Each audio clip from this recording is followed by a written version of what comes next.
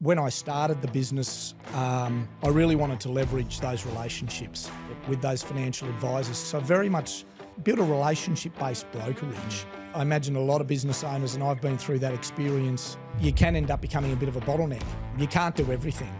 Some of those speed humps or learnings has been getting dragged into things that you don't need to be dragged into.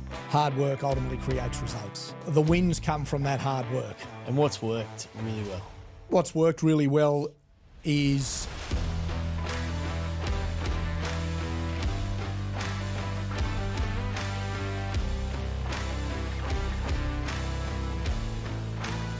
private market investments are where investors can find real value. And it's important to know the what, why and how. And I've found over the years the best way to learn is to chat to people who've done it before. They've been through the bumpy roads and they've learnt the hard way, and through persistence, they continue to move forward.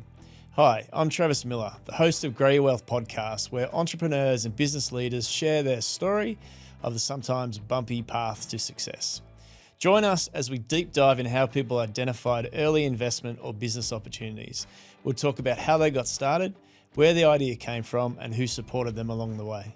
Welcome to another episode of the Grow Your Wealth podcast, where we explore the strategies and stories of financial success. I'm your host, Travis Miller, and today we're thrilled to have Anthony Landahl, founder and managing director, Equilibria Finance, join us.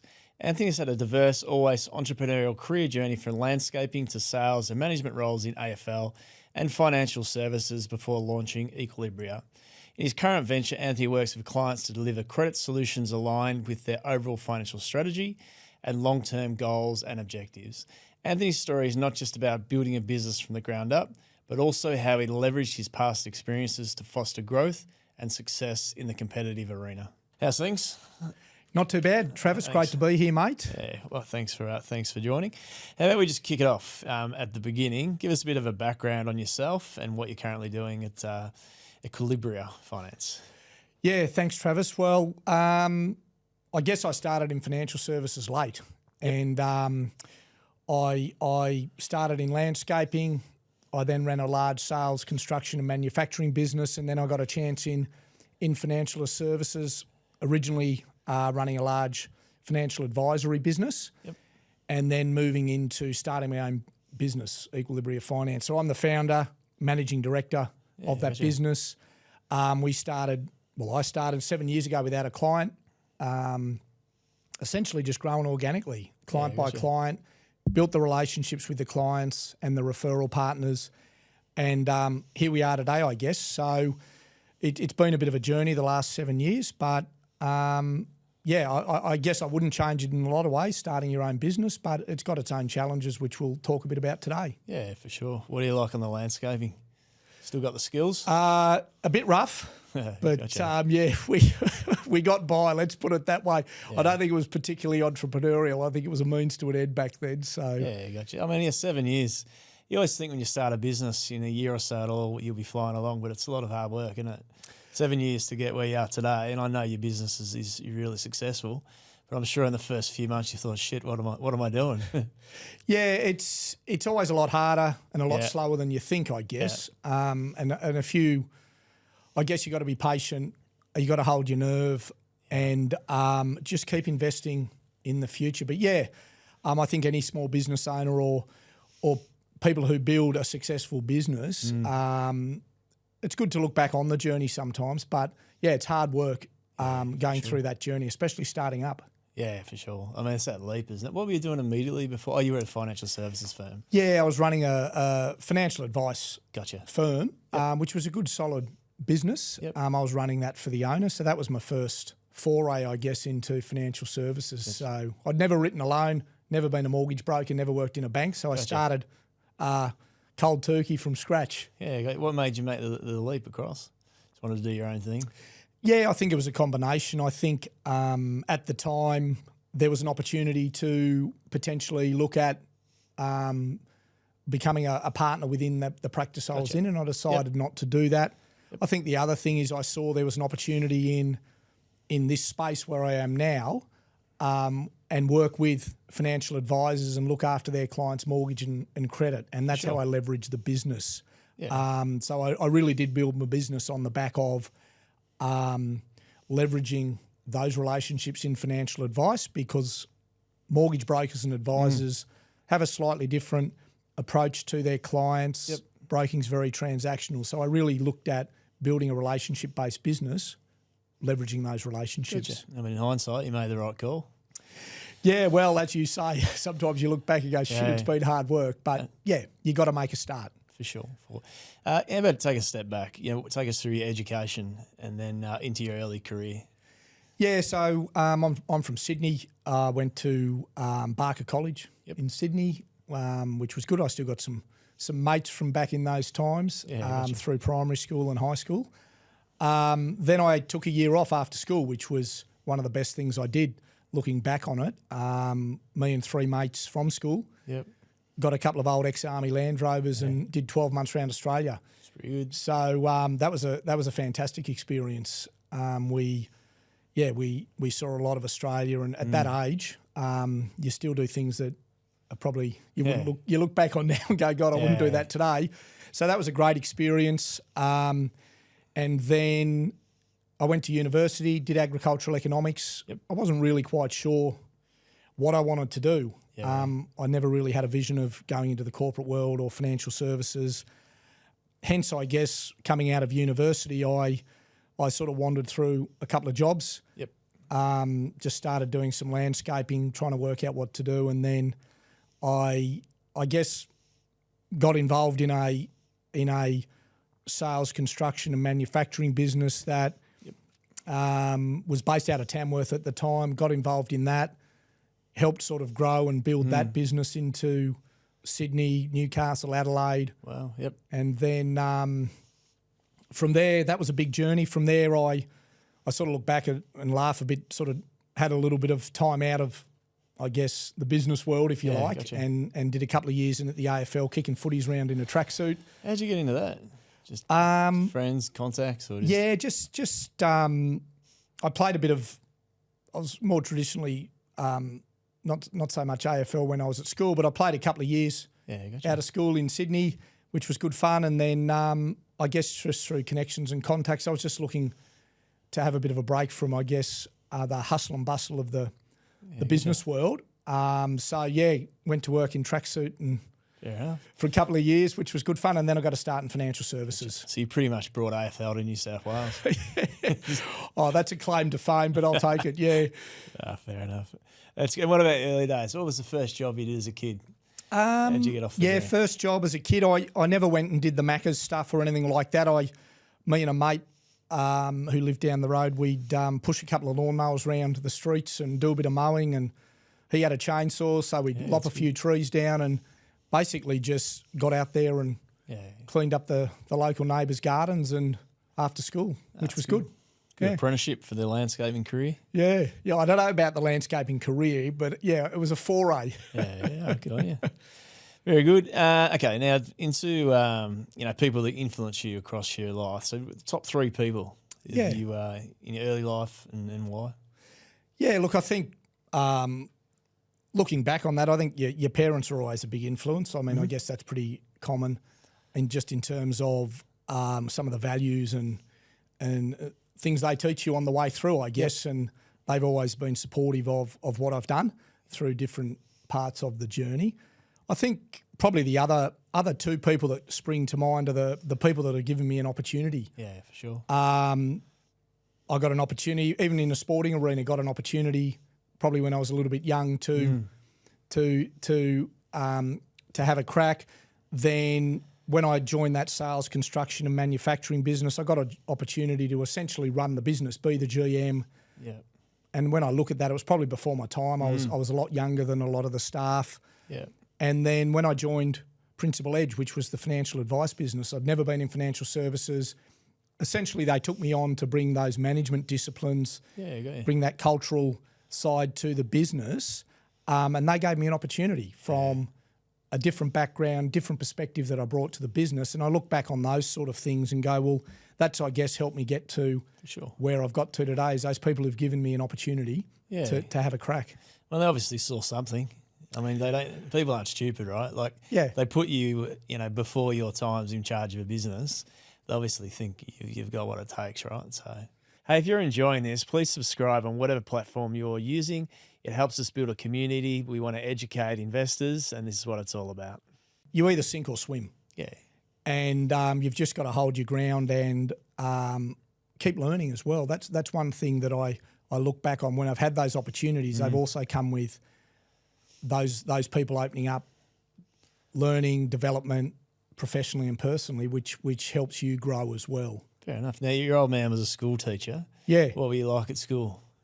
On grades and behaviour. Oh, my grades and behaviour was first class. Yeah, no doubt about that. Yeah, no, Dad was a school teacher for a long time. So he actually taught at the school I went to. Yeah, gotcha. But yeah, I got some good mates from school. There were some good times there that you look back on over the years. Yeah. Yeah, I mean, that's the thing with your career, isn't it? Your mates. Actually, interesting, my father was an English teacher. And my English marks were terrible at high school, but I blame him. Yeah, but he was a very good teacher. Yeah, So you just didn't listen. Didn't listen. In hindsight, I'm sure it was my fault. But yeah, talking about your mates growing up, it's critical. And in the industry you're in, you're always interacting with people and you're building your network. And I'm sure a lot of your business comes from referrals. And I actually know that because we've worked together before and I've referred a few people to you, given the service that you provide. But it is critical, isn't it, that relationship building, your mates and contacts and networks to growing your business. Yeah, it is. I mean, as you know, we both know, and anyone who runs a business, it is all about those relationships, and it's building that trust. So whether it's people you've been to school with, university, or worked with before, it's about building that trust that the person you're referring to will look after your clients, sure, and deliver to them. So yeah, those relationships have been key throughout the year. Yeah, for sure. A little bit overlap there, but 2 to 3 pivotal moments. I mean, what's interesting, I think, for some of the listeners is the time you jumped from running effectively a finance business in probably a comfortable role, getting paid pretty well, and you said it's time to jump ship. I'm going to do my own thing. So what gave you the courage to make that call? Yeah. If I think about a couple of pivotal moments, I guess, and I've spoken about it a little bit before, but just to dive a bit into it, was being given that opportunity in financial services. I never sort of wanted to go into the corporate world or work in a bank.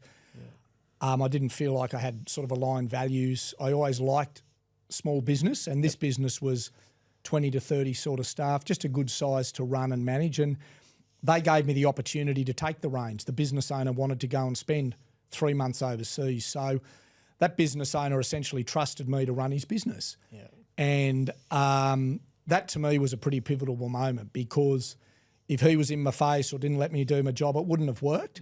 But it also let me grow. It let me learn professionally and personally to be able to understand how financial services work, but also bring the disciplines, I guess, of running a business from an outside perspective, from an outside financial service perspective to that business. So not only did I learn about financial services, I brought some fresh stuff into their business as well, which was fantastic. So I guess, another pivotal moment you touched on was making the decision to leave. That, I guess, comfort of you turn up Monday, you leave Friday, you're well paid, you got a good team, you don't have that extra responsibility of business ownership, to stepping out and going, righto, I'm going to give this a crack. And that was a 6 or 12 month journey in myself to work that through. This is what I'm going to do. Have I got the cash flow to sustain myself? What's my value proposition going to be into a fairly commoditized sort of marketplace? And do I have the wherewithal to back myself to grow a business?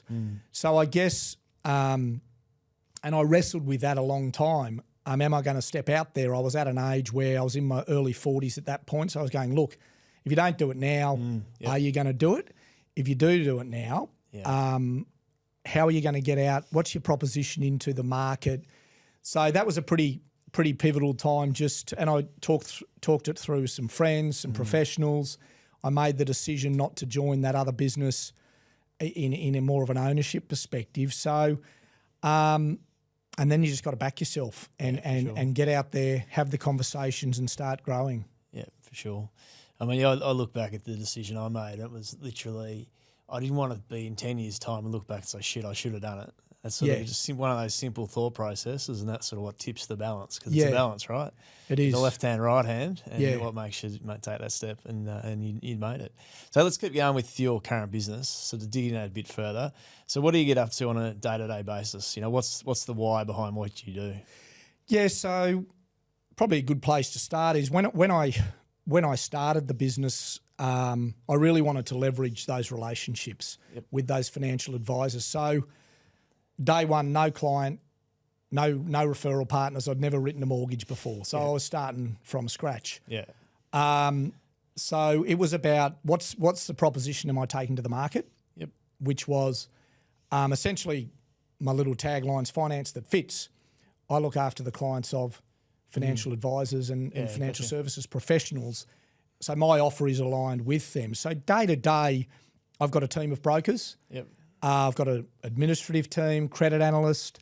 I've got a full-time post-settlement care who looks after all our existing clients, doing all of the rate reviews and all of that ongoing work. So I've very much built my business around built a relationship-based brokerage, and also looking at building a business that's sustainable for my clients and my team as well. So day to day, I'm still writing.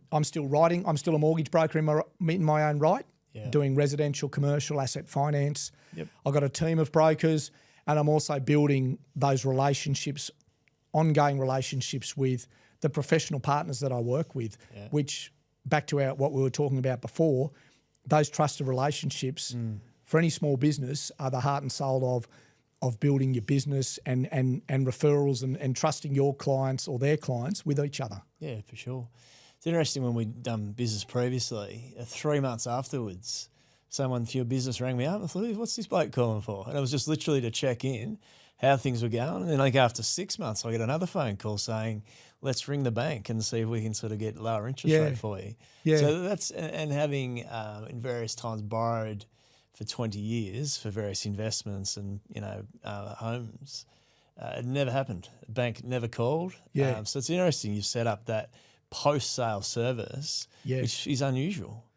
So it's quite innovative in the way you've done that, right? But it's pretty simple. Get someone to pick up the phone 3 months after someone gets a loan.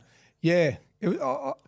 One of the things I did when I started with the business was look at what do I want the business to look like. Yeah. So sort of from day one, I was investing in process, people, and I guess the service I wanted to deliver. So then you grow into that. So I've always been looking at investing into the future. So one of the first things I did was set up that post-settlement care, which a lot of brokerages weren't doing that. A lot of brokers are sort of working on their own or just have a smaller team. So I was always looking at building a proposition that had a broader, stronger service offering to the clients. Hey guys, I hope you're enjoying this episode. If you want to learn more about alternative assets, there's a book here you can read, How You Grow Your Wealth with Alternative Assets. Now back to the episode. Now back to just starting a business. What advice would you give to someone looking to make a transition and jumping from the salary to running a business, in a more entrepreneurial environment, if you throw just a couple of points at that?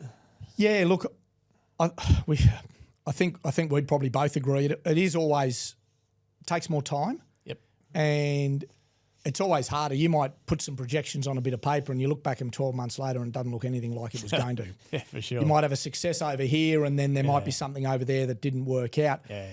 Probably some advice I'd give is take your time to make sure you can fund your startup. That was a big thing I did. Yeah. Because if you're frantic or you're running too hard when you start, your clients will pick up on that and you won't build a good solid foundation. So one of the most important things I did was take some time when I actually started the business to invest in my proposition to businesses, not only to my clients. So build a foundation before I started really getting out there, bringing the clients on so I could deliver to the clients. So I guess my bit of advice would be it will be harder than you think. Yep. You will have your ups and downs, but also start thinking about what do I want my business to look like and start investing in that from the start and take your time to build your proposition. What is it that you do that you're going to take out to your referral network and to your clients? What do you actually deliver? Why would they use you in a fairly commoditized environment in broking with banks? there's digital banking now, there's digital brokering, and then there's mortgage brokers. Yeah. And I mean, it knocks on to, that person you do business with, are they going to refer someone to you? That's right. Easiest business is getting a referral. That's right. Yeah, That's for right. sure. Okay, what hasn't worked during the journey? Bumps in the road. Yeah, there's plenty of bumps in the road, and I guess one of the biggest learnings you realise is you can't do everything, and it's a big thing for a business owner. I imagine a lot of business owners, and I've been through that experience, where you can end up becoming a bit of a bottleneck in the business, where you need to look at building that team, delegating, giving that responsibility out, which we've been pretty good at. But I think probably some of those speed humps or learnings has been getting dragged into things that you don't need to be dragged into. Yeah, working out exactly what's my role in the business. Am I a broker? Am I running the business? And having that clearly defined, and having everyone else's roles really clearly defined in the business, and then delegating that. I guess I don't look at it as what's been successful or failure. I think as a business owner, it's part of the journey. It's being ready for. It's being agile enough to adapt to situations that come up. Whether it's a roadblock or whether it's, is the business stagnating, where's the next phase of growth, and recognising those things and having the presence of mind to deal with those things when they come up. Yeah. Well, that's the challenge with growth, right? You got to keep growing your business. You got to sit there and go, is this actually a distraction and a hobby? It's not really my business, or is it actually part of my business and genuine growth? Yeah. It's a tough one because it's often a blurry line. It's a blurry line, and you're making decisions about, I'm going to grow in this direction or that direction, and you're not sure what that outcome may be either. Yeah. If you're making, we were talking a little bit earlier about looking at what the next growth options might be. Do you diversify? Do you start up a new part of the business? And they all come with inherent risk and potential inherent reward as well. For sure. And what's worked really well? If you had to pick one or two things. Yeah, I think what's worked really well is taking that time to really invest in what my proposition is to my referral partners. Gotcha. And delivering that, and being consistent about that. One of the biggest things I've learned is consistency. If you're having a good day or a bad day, if something's not working, if something is, you gotta put your head above the parapets every day and be consistent. Gotcha. So that's definitely worked for us. Has been. The proposition we've put to our referral partners and delivering on that. Yep. I think probably the other thing, if I articulate something else, has been trying to invest in the future, so that you might put a team member on before you quite need them, or you might build your processes that you grow into. So trying to invest in where you're going rather than catch up to where you are, I think has been something that has worked pretty well for us. Yeah, I think that's a good one, because often, as you're trying to build a business, you're watching the balance sheet, right? Yeah. And to grow, I need that person, and it's going to take me backwards for a period of time. But where I want to get to requires that person in the seat or that strategy to play out. So they're the calls you got to make in business, right? And I often get say most to of the them team, right. That's right. I often say to our team, we just got to hold our nerve here. Yeah. Exactly. Here we go again. You're investing back in the business, as you say, which is an expense. Yeah. That you hope will pay off down the track. For sure. Now, key learnings for you. What have you learnt during the journey? If you were to give advice to someone younger, what would you throw at them? Yeah, we've sort of touched on most of them, I guess. Be patient. Yep. Is definitely one of the key learnings. Hard work ultimately creates results. Yeah. And the wins come from that hard work. Yeah.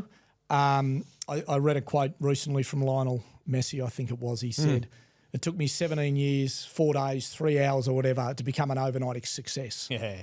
So it's all that hard work behind it that ultimately creates those results. Yeah. And I guess the other couple of things that I'd share is, which I touched on before, is think about where you're going. What do you want your business to look like? And what's your role as a business owner going to be? Yeah. Are you going to be on the tools? Are you going to be sitting on the board? Yeah. Do you want to have a team around you, or do you want to still be, in our case, writing mortgages, or do you want to run the business? So have a think about what does your role want to be as a business owner, and then how do you actually get to that spot? So it's that concept of trying to invest in the future, which is not easy to hold your nerve on, and also have the presence of mind to understand where you're at as a business, whether you're stagnating, whether you're holding your nerve, whether you're investing and growing, and pulling the right levers isn't always hard, but building a team around you to help with that. I've always been big on having a couple of externals, even before I've needed it, have a management team that helps guide the business and give you feedback. Yeah, it's tough, that piece around kind of, because you know what you're good at, right? But you run the business, so you're the boss. But then if the boss is really good at speaking to clients, how do you allocate your time? Do you focus on being a manager or speaking to clients? Yeah. It's a pretty tough one, right? It's a big challenge, Hey, if you're enjoying this, please leave a review. It's really important to us. We're trying to build momentum around education, and better reviews will get more people coming and listening. And that's where you can end up in a situation where you're not doing either of them properly, or you end up a bottleneck in the business. So it's really trying to get definition around that, and then again, as we've talked about, have the wherewithal to execute something like that as well. Okay, now big picture, what legacy are you living and leaving? What have you got for us? Yeah, it's a funny word, legacy, but I guess where does this all go is another way of looking at it. And look, I guess when I started the business, it was about building a business that would be beyond me, I guess, about building a business that whether you look at internal succession or you look at merging with another business, or I might still be part of that business down the track, giving strategic input rather than day-to-day running it. So I guess trying to build that foundation of a business that potentially keeps going when I'm not as involved in the business. I guess the other thing is broking's, historically, a lot of brokers are just running their own business. There's a lot of individuals with an offshore staff member sitting at their kitchen table running a mortgage brokerage. I've always sort of had a vision of building a mortgage broking business, and there's not a lot out there as a blueprint to work out, well, how do you do this? How do you do that? How do you do this? So I guess what I'm looking at is building a business as distinct from just building a trail book that you've had enough of it, you're burned out, gotcha. I'll sell it to Jim down the road. Actually having a business that's a going concern that gives you options down the track. What do you do with it? Does it become part of another business? Does it get retained in its own form where you step out of it? So I guess I'm looking at building a business that is sustainable, that gives you options down the track. Yeah, I mean, that's a good point that you make, is that as a business owner, you do need to think about the exit. At some point, you're going to move on to something else. That's right. And you want to think about how that looks. And you need to be thinking about that early on, right? Yeah. Like whether it's 5, 6, 7 years into the business. And a lot of business owners don't manage that exit well because they're either burnt out, or haven't thought about it, or have just effectively got sick of it. Yeah, for sure. Yeah, and if you don't, it sort of comes down, you got to deal with the key person risk. When you start, you're often a one-person show. Key person risk is huge. But once you build up the business, you move up to management, you end up with other key people that start running the day-to-day, and then the machine and the wheels start to turn, and you've reduced that key person risk. By reducing key person risk, you've actually worked on what an exit might look like at some point in time. Yeah, that's which right. all sort of business owners need to think about. Yeah, that's a good point. Yeah. Anyway, interesting. Righto, some quick fire questions. We talked about your first job. Was there a first job before the first job? So you're mowing lawns? Not really. I wasn't that big on doing the Macca's run. Gotcha. I was more interested in sport and doing that after school. But pushing the mow around, hustling for business. Big storm in the neighbourhood. We got a chainsaw. We'll chop up your trees. So that was my first foray into entrepreneurship with a mate when we were 15 or 16 or something like that. So whether that's defined as a job, I don't know how much tax we paid. Don't tell the accountant. But Do you remember what sort of chainsaw you had? I don't, but I do remember we were trying to siphon some petrol from the fuel tank into the chainsaw once, and my mate took a bit in the mouth. I can't remember the chainsaw, but it did the job. Yeah, no, I'm a part-time farmer. You just love your chainsaw. Yeah, that was good fun. Very good. Piece of advice for your younger self.